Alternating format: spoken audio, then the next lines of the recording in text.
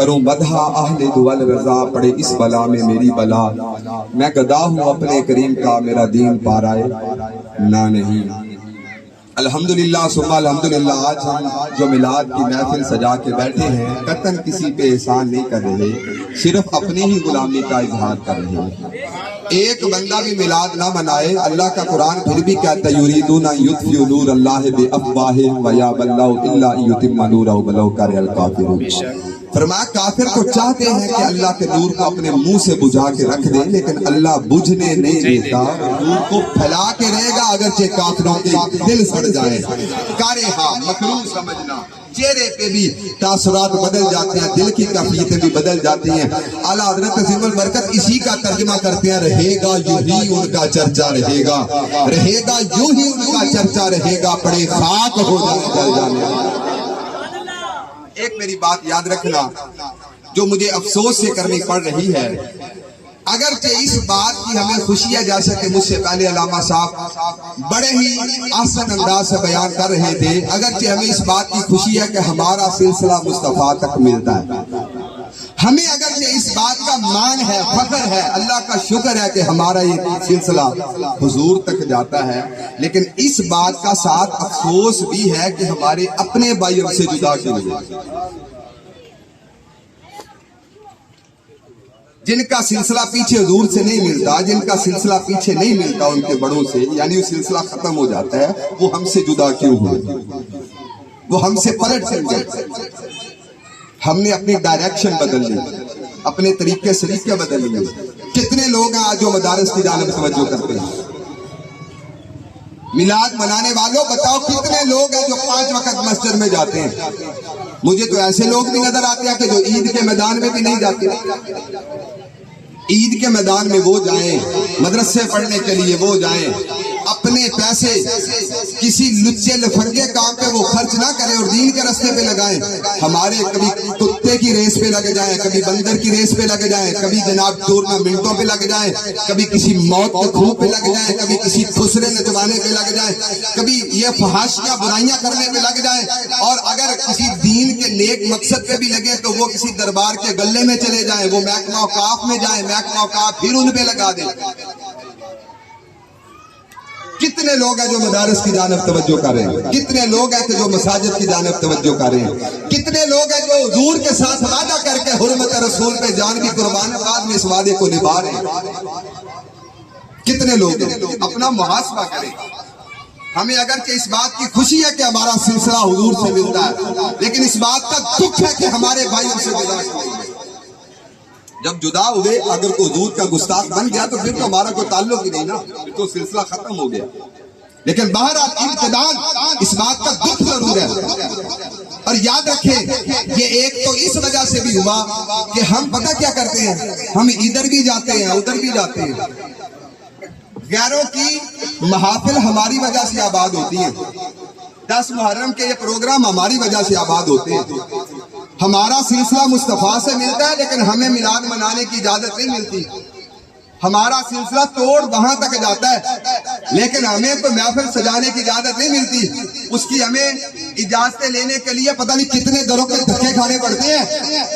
اپنے گھر میں محفل سجانے کے لیے اکیلے بندے کے جا کے قدموں میں گرنا پڑتا ہے، مہینہ چکر لگانے کے بعد بھی اجازت نہیں ملتی، اور وہ جن کی محفلیں ہماری وجہ سے آباد ہوتی ہیں وہ مین دنوں میں مین چوک بند کر کے، شہروں کے شہر بند کر کے، مارکیٹوں کی مارکیٹیں بند کر کے، اور اس کے بعد وہ سریعام سارا کچھ، ساری ٹریفک بلاک، سارا سلسلہ ختم، سارا کاروبار بند، نہ کوئی اجازت کی ضرورت، نہ دوسرا نہ تیسرا معاملہ، کچھ بھی نہیں۔ ہمیں افسوس نہ ہو ہمارے حال پہ، کس حال میں جا پڑے۔ کچھ تو ہمارے اندر دانشور بھی ہوتے ہیں، مولوی کیڑے کمے لگ گئے، انہوں نے اس کام نہیں جانا چاہیے تھا یار، چھوڑو۔ مولویوں دا کی کام ہے سیاست ہے، مولویوں دا کی کام ہے حکومت ہے۔ قرآن کس لیے اترا ہے؟ قرآن اس لیے اترا تھا حبیب، قرآن اس لیے نازل کر رہے ہیں کہ کسی کا نکاح پڑھا دینا، قرآن اس لیے اترا ہے کہ حبیب ہم قرآن دے رہے ہیں اس کے ساتھ کسی کا جنازہ پڑھا دینا، قرآن اس لیے دے رہے ہیں کہ ختم پڑھ دینا، قرآن اس لیے دے رہے ہیں کہ کسی کے کان میں اذان دلوا دینا۔ کیا قرآن اس لیے اترا؟ حضور صلی اللہ علیہ وسلم نے جب میلاد منایا، اکثر طور پر ہم حدیث بیان کرتے ہیں، حضور سے پوچھا گیا حضور آپ 100 بار کے دن کا روزہ کیوں رکھتے ہیں؟ حضور نے صرف یہ نہیں فرمایا فیہ ولدت، اس میں میں پیدا ہوا، بلکہ حضور نے یہ فرمایا فیہ ولدت وفیہ انزل علیہ، فرمایا کہ اس میں میں پیدا بھی ہوا، اس میں قرآن بھی آیا۔ اور قرآن اس لیے نہیں آیا، آج تم سمجھتے بھی ہے مولوی مسیطہ دے کم نہیں ہوندے، اسی 2 من دانے دینے ہیں، مولوی نے ساڑھی گل کرنی چاہیے۔ ہم قاری صاحب کو مہینے کا 1000 روپیہ دیتے ہیں، 500 روپیہ دیتے ہیں، اس کو ہماری باتیں سن لینی چاہیے۔ ہم نے تو اس طرف دین کو چلا دیا، دین اس لیے نہیں اترا، حبیب آپ کو کسی کا غلام بنانے کے لیے ہم نے نہیں بھیجا، آپ کو بھیجا ساتھ فرمایا اِنَّا أَنزَلْنَا إِلَيْكَ الْكِتَابَ بِالْحَقِّ لِتَحْكُمَ بَيْنَ النَّاسِ بِمَا أَرَاكَ اللَّهُ، قرآن ہاتھ میں لو، لوگوں پہ اس کے ذریعے حکومت کرو۔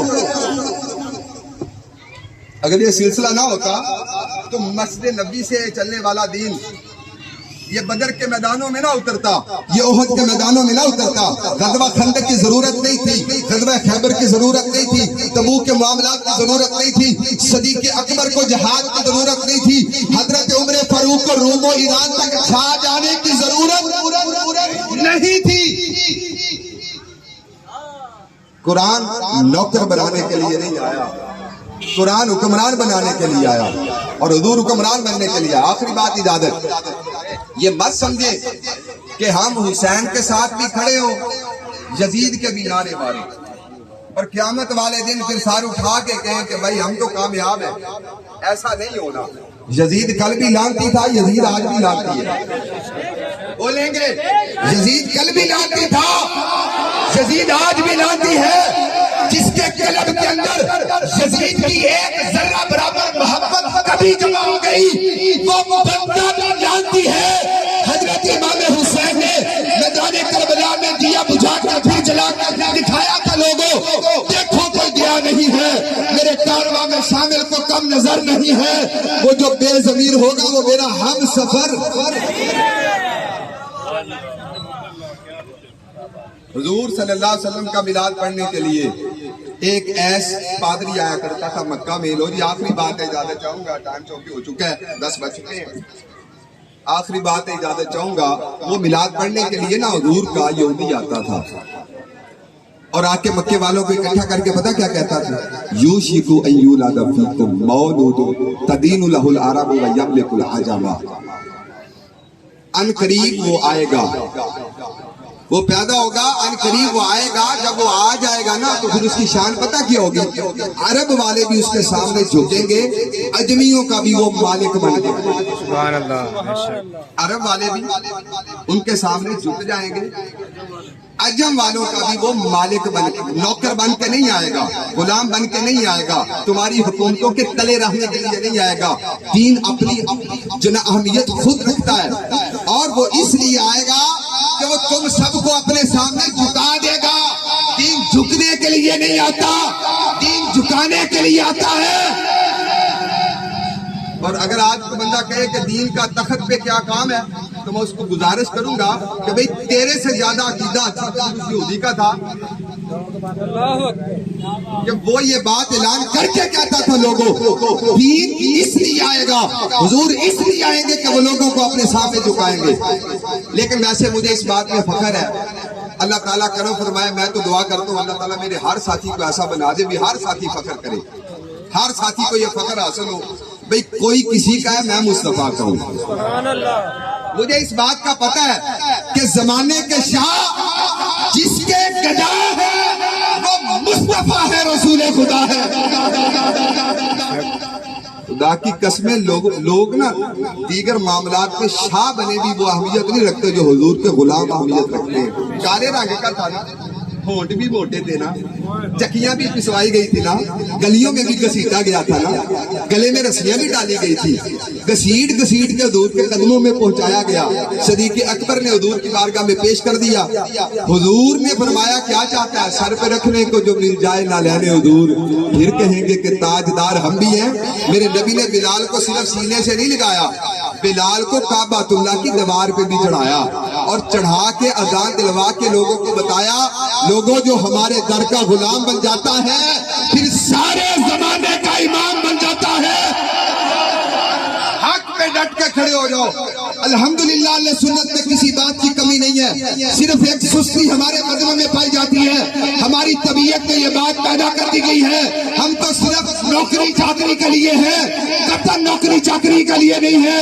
اور جو دین والا حق والا ہے سارے زمانے کی مشکلوں کو دیکھ کے نعرہ ایک ہی لگاتا ہے، ستمگاری درا ہنر آزمائے تو تیر آزما ہم جگر آزمائے۔ بڑے ہی محتاط انداز میں کہتا ہوں، ہمیں تو 2 مہینے جیلوں میں رکھا گیا، ہم نے تو سال برداشت کیے، ہزاروں سالوں کی جناب ہمیں قیدیں سنائی گئیں اور ہمیں وزیر اعظم ہاؤس میں لے جا کے بھی جناب مارے دی گئیں، نوجوانوں کے جسموں سے خون رشتہ تو جیلوں میں بھی نظر آیا، لیکن اس کے باوجود کوئی آ کے جھکا تو نہیں ہے۔ ثاقب رضا تو آج بھی کہتا ہے ستم کری درا حضور دے غلام جھکن واسطے نہیں آئے۔ آپ دیہڑی واسطے اندر گئے، اندر انہوں نے دودھ دے تھوڑا جا دہی لایا تو او دی دہی بن جانا چاہیے تھا، وہ پتہ نہیں پھٹیاں بج گیا خراب ہو گیا، تو باہر آ کے کہنے بھی ساڈا تعلق ہی کوئی نہیں۔ خدا را ہوش کرو، حضور کی غلامی میں آ جاؤ تو عزتیں پا جاؤ گے، ورنہ جو تیرے در سے یار پھرتے ہیں در بدر یوں ہی خار پھرتے ہیں۔ اعلیٰ حضرت عظیم البرکہ فرماتے ہیں پھر کر گلی گلی تباہ ٹھوکریں سب کی کھائے کیوں، دل کو جو عقل دے خدا ان کی گلی سے جائے کیوں۔